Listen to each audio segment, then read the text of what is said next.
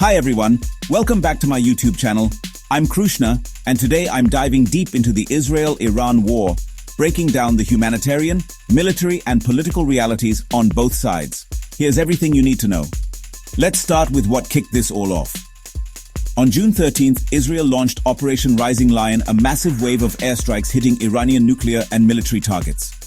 Cities like Natanz, Isfahan, Kermanshah, Arak, and even Tehran were bombed. Over 10 top Iranian commanders and nuclear scientists lost their lives almost instantly. The Israeli government claims these strikes have set Iran's nuclear plans back by 2 to 3 years. But retaliation was swift. Iran fired back with hundreds of ballistic missiles and drones. They targeted Israeli infrastructure, hospitals included. One of the worst attacks hit Soroka Medical Center in Beersheba, injuring dozens, including medical staff. Now let's talk casualties. In Israel, at least 24 civilians have been killed so far.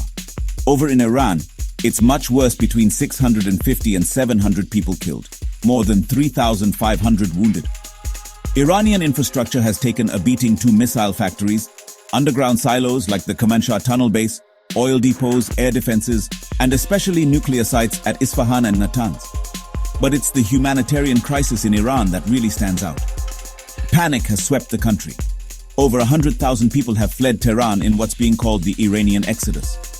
Imagine the entire city scrambling north, desperate to escape the next airstrike. Iran's internet is basically gone, 97% connectivity drop. The government's even pushing out fake spy apps. On the ground, life is bleak. Fuel is scarce. Groceries are even scarcer, and getting around is nearly impossible. Thousands are stuck in temporary shelters, roadside clinics are packed, and mental health issues are on the rise. Families are abandoning homes, waiting hours in lines, and fear is everywhere. Israel's not faring much better. Missile alerts keep blaring. Hospitals and schools are being evacuated, especially after the Soroka hospital strike, which officials are calling a war crime. Foreign nationals are also being moved out of danger zones. Defensively, Israel's air systems are intercepting a lot, but not everything. Cities like Bat Yam, Tel Aviv, and Haifa have all taken hits, leaving people injured and infrastructure damaged. Hospitals are pushed to their limits, but they're still operational for now. So what's the world doing about it? The OIC summit in Istanbul called for a ceasefire. Major players Turkey, Russia, China, and the EU are all pushing for de-escalation. But neither Iran nor Israel is backing down. The US is inching closer to the conflict. B-2 bombers have moved near Diego Garcia, and former President Trump hinted that America might get directly involved in 2 weeks if Iran doesn't halt its nuclear ambitions.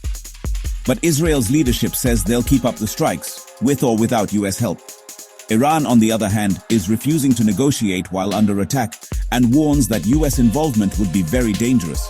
The UN and humanitarian groups are raising the alarm, warning about mass refugee flows and the unthinkable what could happen if a nuclear reactor is hit. Looking ahead, this could drag on a stalemate or a dangerous escalation, especially if the US steps in or nuclear facilities are struck.